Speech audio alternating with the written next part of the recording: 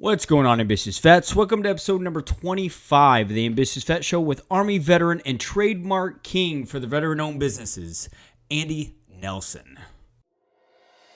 Welcome to the Ambitious Vet. My name is Chris Hoffman, Marine Combat Veteran turned passion-driven entrepreneur. Now, guys, we're here to dive into the trenches with today's top-performing military veterans that were once warrior-made, but are now passion-driven. Now, guys, as they share their stories, their failures, and the journey of what it took, we just hope that this unlocks your secret formula to living a more fulfilling, impactful, and top-performing civilian life.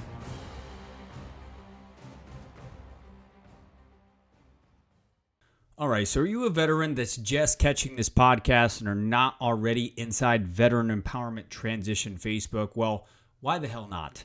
Guys, we have over 560 action takers, veterans that are out of the uniform that are seeking to get on the court and play big out of the uniform. Because one thing I recently got from a great interview with Jeffrey Loddick from On the Other Side of Leadership podcast recently, live inside the tribe, is that when we take off our uniform, the credibility goes with it. Well, it doesn't necessarily have to be that way. Come join Veteran Empowerment Transition Tribe, where you're going to be in the trenches with other action takers with big visionary veterans that are out of uniform, but are realizing that there is adversity to endure.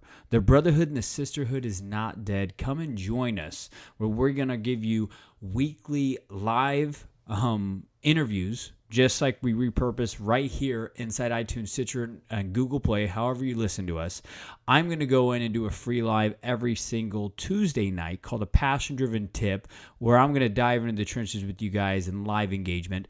And we have tons of other sharks out of the uniform that are killing it that will provide you the network, resources, and strategies to thrive out of the uniform. So guys, again, that's Veteran Empowerment Transition Tribe on Facebook.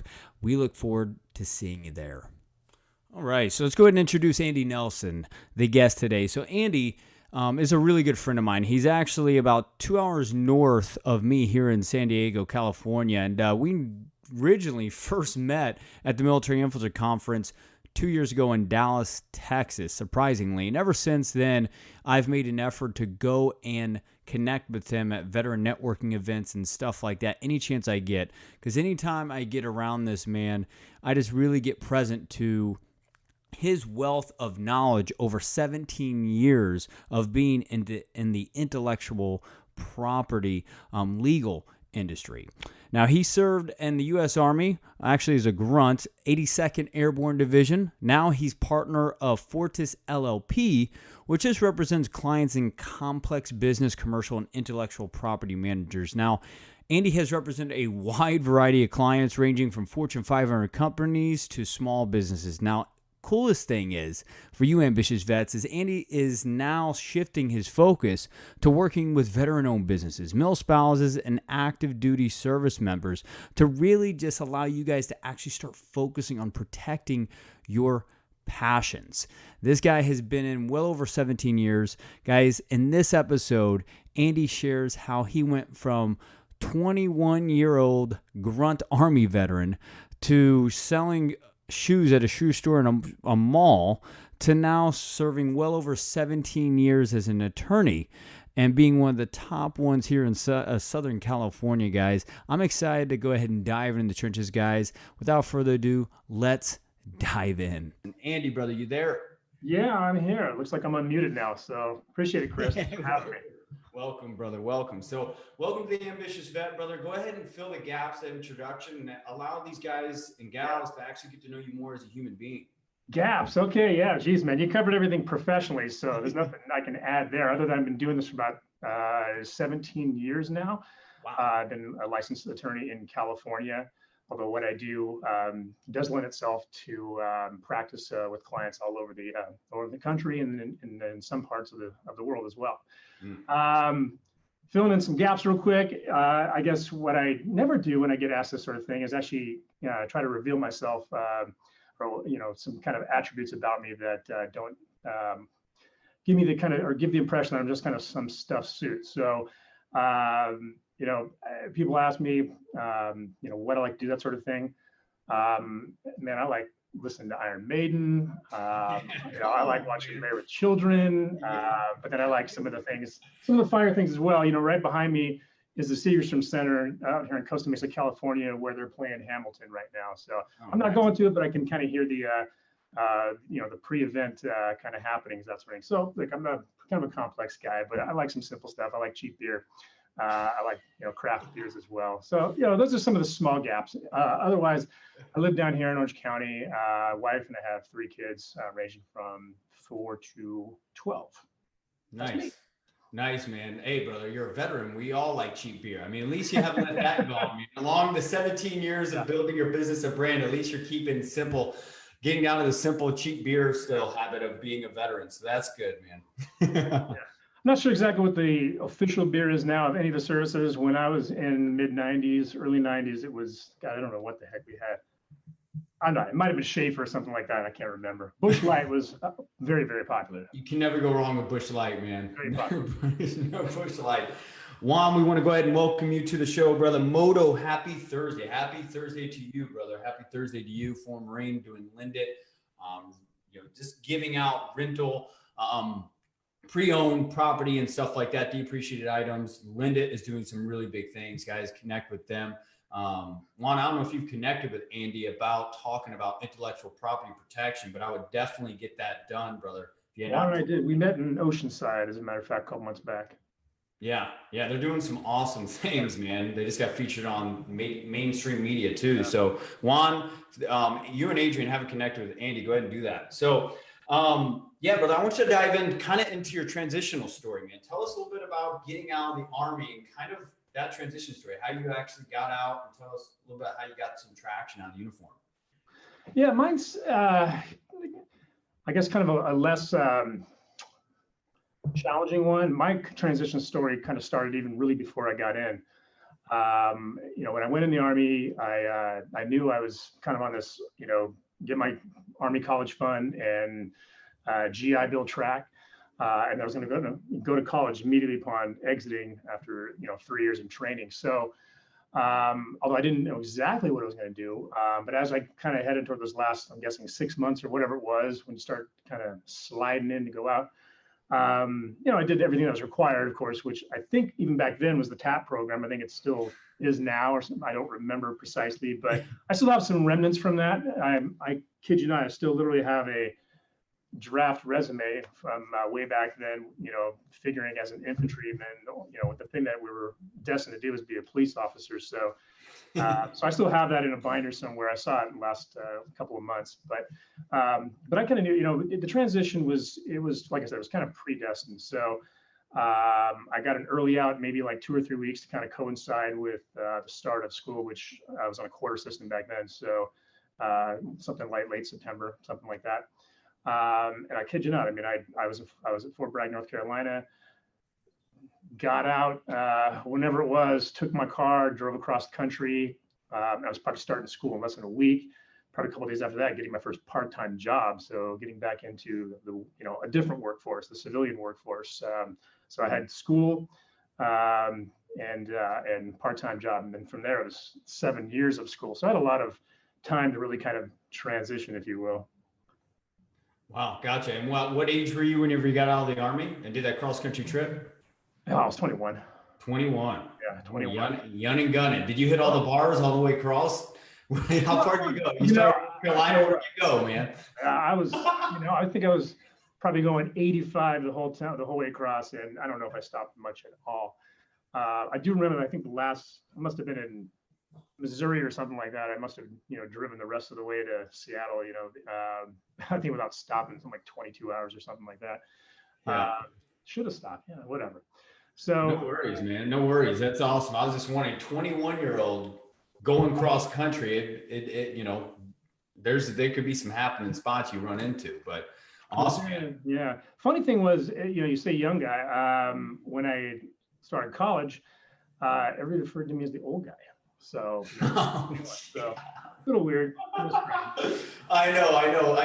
I got out when I was 24 and I went back to school and got my psychology degree, and I went to National University, which is an accelerated course where you get pretty much you take one course a month and you can get your degree, like a 4-year degree in like 2 years. And like I tried to go to community college, tried to go through the traditional way. And it was just like, I heard 18-year-olds complaining about their phone not working, why the parents weren't paying their bills and all that. I was like, I cannot be around this. Yeah. I had to be around top performers and get that shit done. So I just got through it pretty quick. So I can definitely relate to that, brother.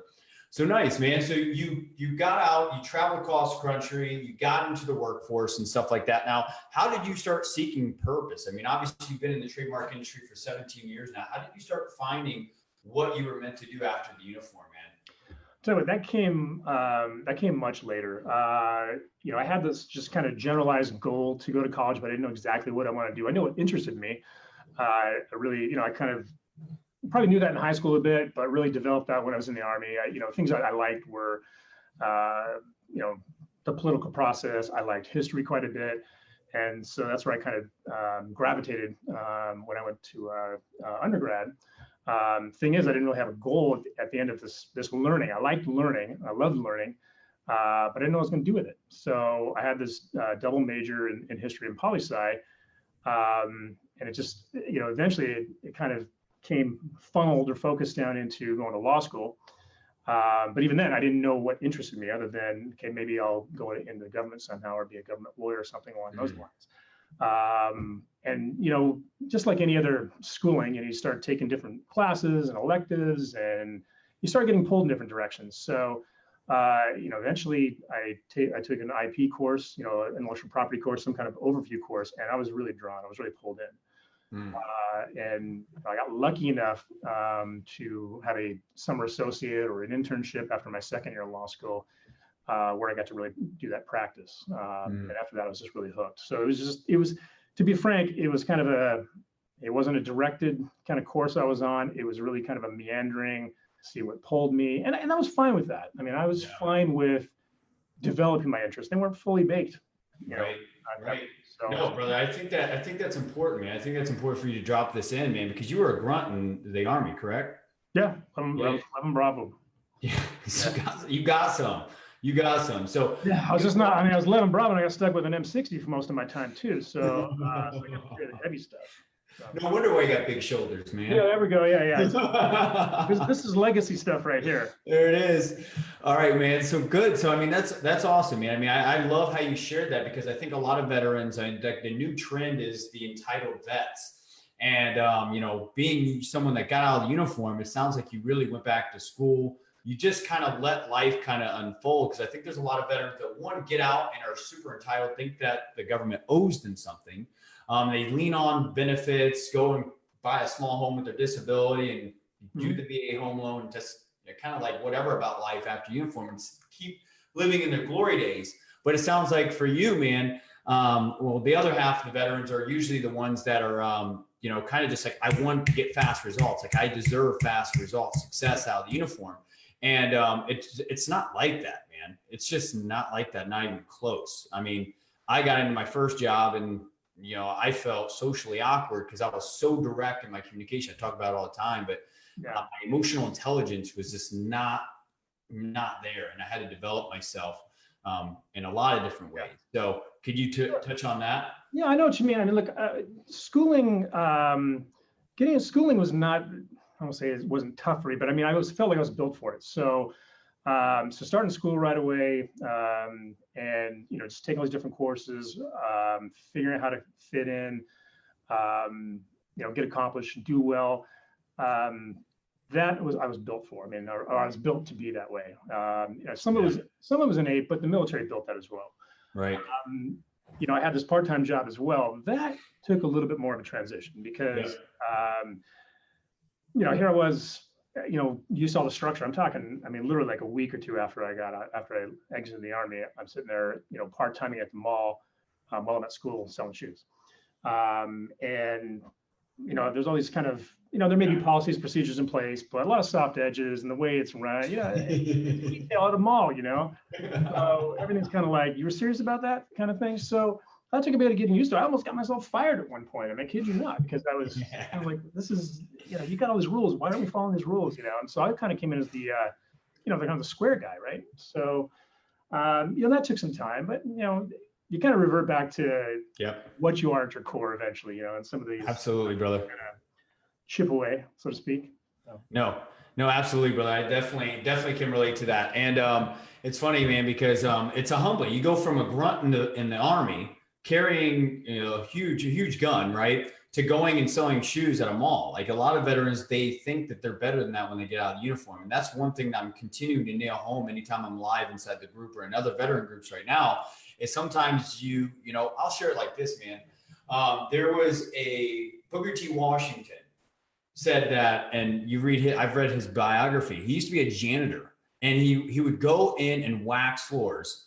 And he said that at the end of every night, I would make sure that principal or whoever was walking those floors the next day would know that Booker T. Washington was waxing those floors. Right. Yeah. Right. So it's putting your name on everything. So it sounded like, brother, like you were putting your name on everything. You got clear on what your core was and who you were, and you just kind of took action to align with that. Yeah, I mean, when I got, I was definitely committed. Going in the Army, I was just kind of, I wouldn't say I was completely unguided, but I knew exactly what I want to do other than this kind of general desire to go to college. And I was an average B+ student. I knew I had some smarts in there, but the performance wasn't there. My high school jobs, I mean, I kid you not, I washed dishes at 2 different places. I worked at Target, as a senior in high school. I mean, back when they were doing the red vests, you probably don't remember that, but so I had, some pretty, simple jobs. So I certainly wasn't, and then of course, going in the Army, as an 11B, it's not as if I was keeping clean all the time. So I had no problem with hard work, but I needed focus and purpose. I needed to like what I was doing. And when I'm committed to something, I can't do it. I don't want to do it any other way than best I can do it. So all or nothing. Yeah. All or nothing, brother. I love it. I love it. I haven't. And I not say that I haven't. I've, some years ago, I felt like I was very much half-assing things, and I couldn't figure out why I wasn't happy. It just wasn't getting job satisfaction. Yep. That's good, brother. And I knew it wasn't there. I wasn't in it. Go there, man. I love it. No, I mean, one of the biggest things I learned when I first 2 years out of the uniform, when I hit my breaking point, tried to commit suicide twice, but just was a Marine. I'm a broken crayon. I just don't know how to do things. So I didn't do it right.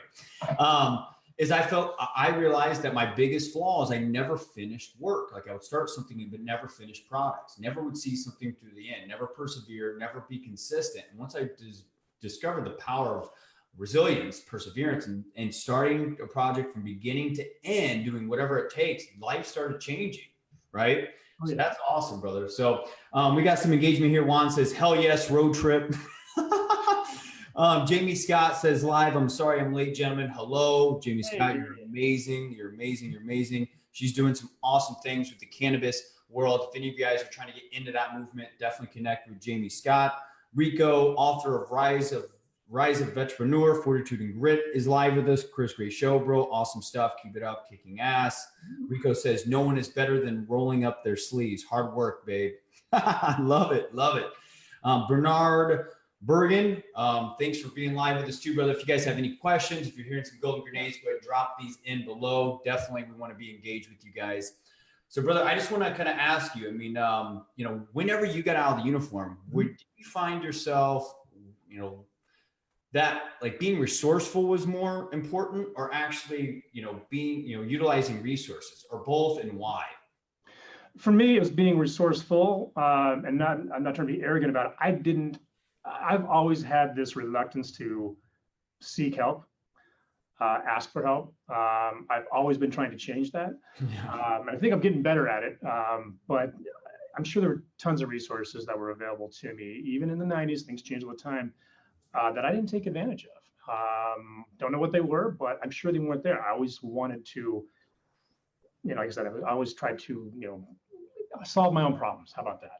I didn't need to be that way. I mean, I could have, if I would have looked, if I would have asked, not that people were necessarily presenting themselves, as options for help or mentors, but I didn't look either. I wish I would have. I think that really would have been valuable, and I would certainly encourage anybody to do that now. I'm not the only one saying that. I hear this all the time, and I just want to echo it. That, seek help, seek influence, accept influence from others. It'll make it that much better. Yeah, no, absolutely, brother. That's awesome. Jamie Scott says the red vest. Oh, I remember. So you got someone that remembers it, brother. Yes. James Snow, he said, hey guys, what's going on? James, if you have any questions, man, if you're getting golden grenades, go ahead and drop these in. We got Andy Nelson live with us. He's the trademark king for veterans. Hey, I'm trademarking that, brother. Trademark king for veterans. Gotta use it, man. Yeah, there you go. Yeah. When in the introduction, I saw you say, you had a light bulb when we were Yeah, there we go. Brand. So, brother, I want to ask you, I mean, what was your biggest failure? Getting to where you are now, yeah. I mean, brother, because you're 17 years, I mean, you're doing some awesome things in what you're doing now. Right. Very established. I mean, what was the biggest failure leading up to who you are today? That's easy, man. I was about I think a fifth-year lawyer, and I finally got my dream job. It's my third law firm. I moved down to Orange County, California, got a law firm. I got a job with one of the mega law firms, regional law firms. Was there for a year and a half, and I got fired. And it was freaking devastating because I've never been fired from anything ever. But you know what? I know why. I mean, I was not into that gig. I was doing a lot of real estate work, and I was working with 5 other people. But one head honch I was working with. I mean, quite frankly, can I curse on this show? Brother, it's veterans. Okay. Go right ahead. So the guy was a complete asshole. Like, if you saw a lawyer show with an asshole on it, yeah, that guy. And he's very good, super smart. A lot of respect for him as an advocate, but he wanted a clone, and I was just not that guy. I was not going to be that kind of lawyer. I couldn't do it. I couldn't fake it. So it was kind of a slow burn, but eventually I kind of got the push like on the way out. But tell you what, it was mostly real estate work. I didn't love that stuff. And it pushed me right into the place I was for the last 11 years before I moved here. And, I was back doing what I love to do, which was intellectual property work. And I was doing it with all these awesome Southern California and Australia, South African apparel companies, a lot of the brands that we've all seen. So if I hadn't got pushed out at that other place, I wouldn't have been doing that. Yeah. So it's like, it happened for a reason. And hey, so after I got over the sting of actually being fired from my life. In that moment, it probably felt a little bit different. Well, yeah, and it's not as if I got fired, because I was, wheezing the juice or whatever at 7-Eleven, working there as a teenager or something like that. And then I got fired as a professional, with my, my first doctorate degree, and I've been practicing for 5 years. And I got fired. Yeah. So that was a little bit hurtful. That's good, brother. No, I mean, that's awesome. Thanks for sharing that story, man, because it sounds like a huge pivoting point in your life, and you probably learned a lot in that process. So that's awesome. I did. I knew what kind of lawyer I confirmed what kind of lawyer I wanted to be. I wasn't going to change that. I knew which one I did not want to be, and I'm glad, because I would have started following this like mentorship clonage action. I wouldn't be who I am. I'd be some miserable, a-hole. So yeah. And I'm happy you didn't conform, man. Conformity kills, right? Conforming to the assholeness.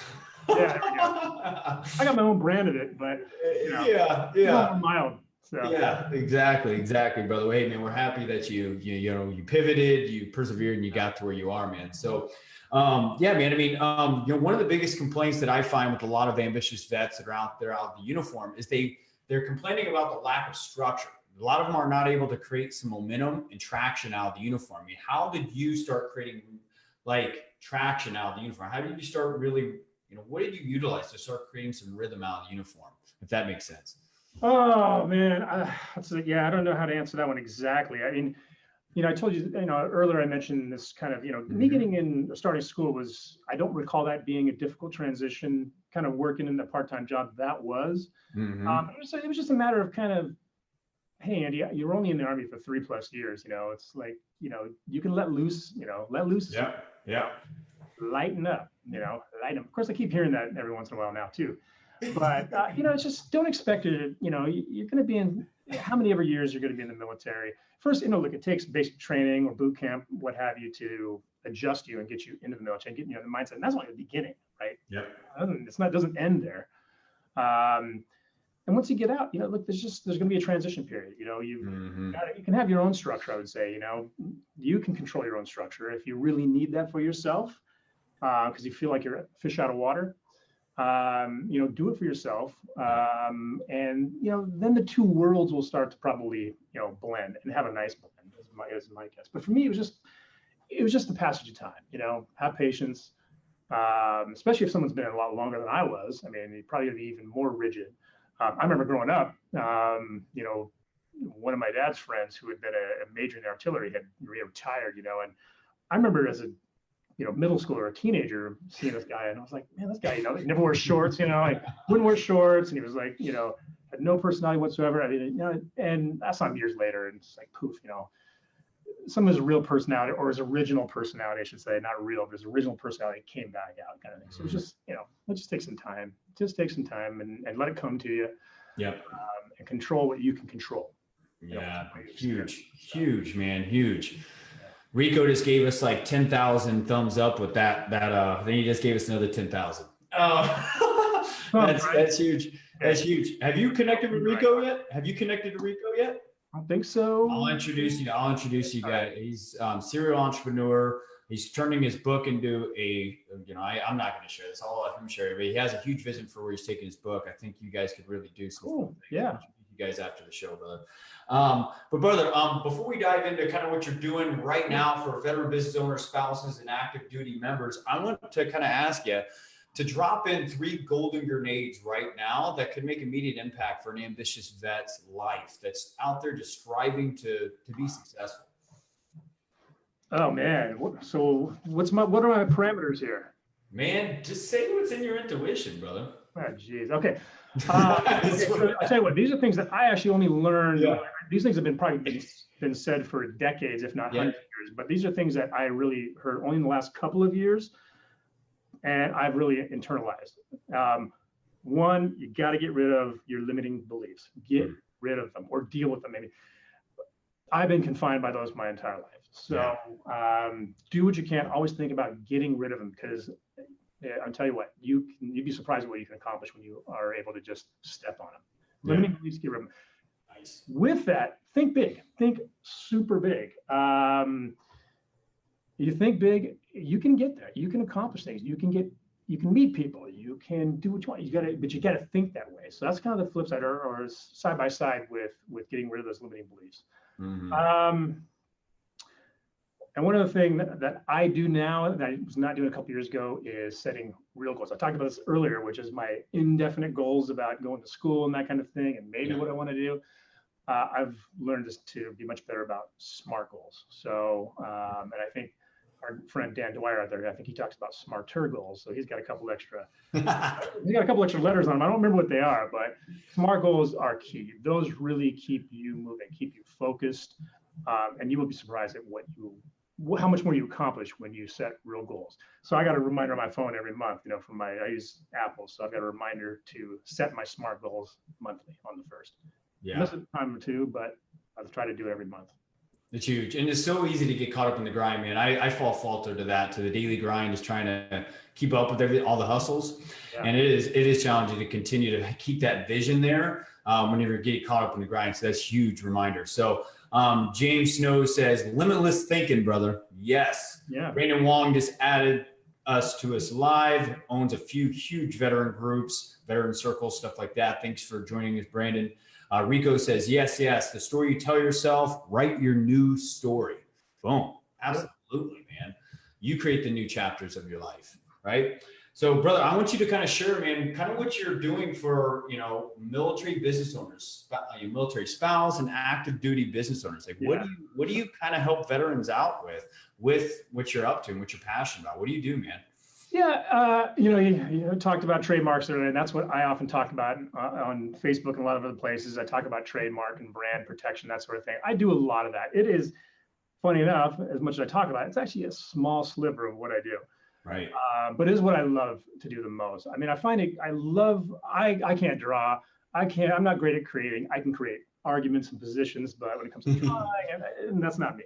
So, but the way I can kind of interact with folks on the creative side is to kind of add that my layer, which is the protection layer. So I love helping any business, but veteran-owned businesses, spouse-owned or military spouse-owned businesses, help them, they may create, what they want their branding to be. I help them make sure that it's actually okay to use. That is, they're not going to step on someone else's toes by using it. And even if they're not going to step on someone else's toes, is it a wise choice? That is it something that they can actually protect themselves? Because a lot of things people choose may not run into trouble with somebody else, but they're not protectable. So the value goes down. So I love doing that. I love helping people with other content issues. So talked about books earlier, music, sculptural works. I shouldn't say that. I've never actually dealt with a sculptural work before, but I could potentially. Yeah. Other kinds of creative, expressions of the mind. Those things I love to help people with. And then it's just the general everyday, Andy, can I do this? Should I do this? I love being the on-call guy for that. And if it's not me, then the team around me. I got a great, I refer to these guys as a squad. I got probably 2 squads, so to speak. Yeah. 18 people here. So I got 2 squads of awesome lawyers that really function as a, he's this, I say Swiss Army knife, I should probably say multi-tool or whatever for a business legally. We're kind of a legal multi-tool that's kind of on call. So those are things I like to help folks with. And look, I do a lot of the disputes. I don't describe myself as a trial lawyer, but I am in court. I help people resolve disputes in court, in federal court, state court, arbitrations, what have you. And so I didn't realize this was going to be the case when I first started being a lawyer, but I'm kind of a psychotherapist, licensed, and I help other people. I live other people's problems. So, you deal with them. Yeah. That's awesome. And I want to share this right now live with everyone too. Is I went up to a networking event just to meet Andy because we met a long time ago at the Military Infantry Conference. I don't know what month that was, but that was in Dallas. October. And I drove all the way up to his hood and hung out with him at a networking event. He was one of the sought after guys there. I mean, every time I was trying to get time with you, there's someone else walking up to you. This guy is brilliant. This guy is brilliant. And he makes himself accessible to veterans because he's extremely passionate about it. So if you guys have any intellectual property that you want to get protected, if you have any ideas, thoughts, or anything like this, Andy is an absolute genius. And anytime I see him at a networking event, or even if I see him live in other groups, like he really is value driven and he's brilliant. And he's big into dropping in what actually needs to be taught versus what people think is trademarking and legal advice and stuff like that. I mean, you're my new marketing officer, man. Brother, I'm good at promotion, man. I'm good at promotion, man. That's why I got a show. Come on, brother. All right. Brother, hey, man. I mean, anything I can do to help, but brother, you are a complete, trademark king for veterans. So I appreciate it, pal. Yeah. So, brother, where can people go and find you? Best place to go right now is my firm website. No, I shouldn't say my best place is probably LinkedIn. I have a LinkedIn profile. You can find me, Andy Nelson. I actually am very active on Facebook now, and that's where I'm probably most active and interactive with other vets and milspouses. A lot of people have probably seen me in a couple of the groups. So find me on Facebook as well. My law firm website is fortislaw.com, Fortis law.com. I'm not even sure. I've only been here about a month joining these guys as a partner, so I'm not even sure if I'm on the site yet, but I will be soon enough. Soon enough. Well, as soon as you get on that website, it's complete, brother. It ain't complete without you. All right, brother. Well, hey, man, I just want to thank you for really joining the Ambitious Vet Show. Jamie Scott says, what a great show. You guys are great. Thanks for that, Jamie. Thank you. Hey, Jamie. Yeah. So, brother, I just want to acknowledge you, man, for who you are for the veteran community, man. I mean, one of the other groups that he's super connected with is the Vetrepreneur Tribe. And he's always going in there live when he has some extra time. And trust me, this guy doesn't have a lot of time. He's a busy guy. Just to get him booked for this was a long time. So, guys, he's always going out there trying to provide value. So, brother, for that and who you are for the veteran community and allowing us to protect what's ours. We used to protect the country. Now we're trying to protect our passions and create business. Yeah, absolutely. And just for who you are and serving our community, man, just thank you for that. And thank you for taking some time to drop some golden grenades in here. Hey, thanks, Chris. I really appreciate it. Appreciate you having me. For sure, brother. There you have it. Hope you enjoyed episode number 25 with the Trademark King, Andy Nelson, guys. So as always, I'm going to go ahead and just do some afterthoughts really quickly. Just off the top of my head, I mean, the biggest thing going back and listening to this thing was, how Andy actually learned through failure.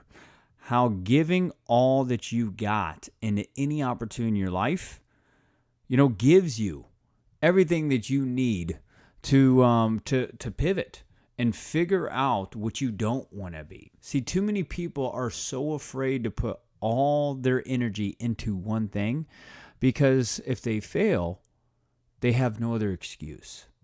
Think about it. If you go half-ass into something, half-ass into an opportunity, you always have an excuse. Well, I didn't put everything into it. On the other spectrum of things, if you give it all that you have and then you fail, what does that mean? Well, it means whatever you make it mean, for one. But Andy, what he made it mean is he made it mean that that's not who he wanted to be. He found a new opportunity, repivoted himself, focused on the future and what he valued, and he took massive action. 17 years later, he's one of the top intellectual property attorneys in Southern California, and guess what? He is a veteran, and he is now becoming known as the veteran-owned business trademark. I wrote down a quote that I thought of when I was thinking about these afterthoughts, and it's a quote that, how do you know your limits without actually pushing them? Guys, I challenge you guys to get out there and push your limits.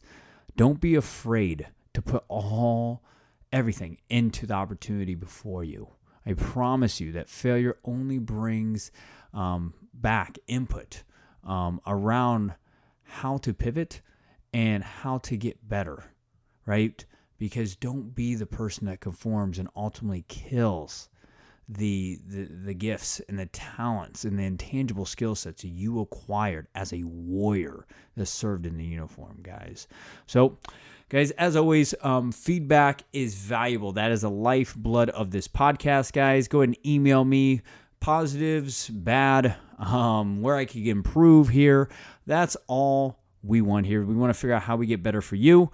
Just email me at choffman@vettrainingcoaching.com. There's 2 F's, 2 N's, Hoffman at vettrainingcoaching.com. Go ahead and rate and review the podcast, guys. That's how we reach more ambitious vets and drive more valuable, quality, action-taking, ambitious vets into the Facebook group so we can provide more strategies and opportunities and resources for you guys to thrive out of the uniform. And guys, lastly, we already know that we're warrior made, but to become passion driven, guys, go out and just utilize one golden grenade that Andy Nelson just dropped in here today and go blow up your life. Let's go get it.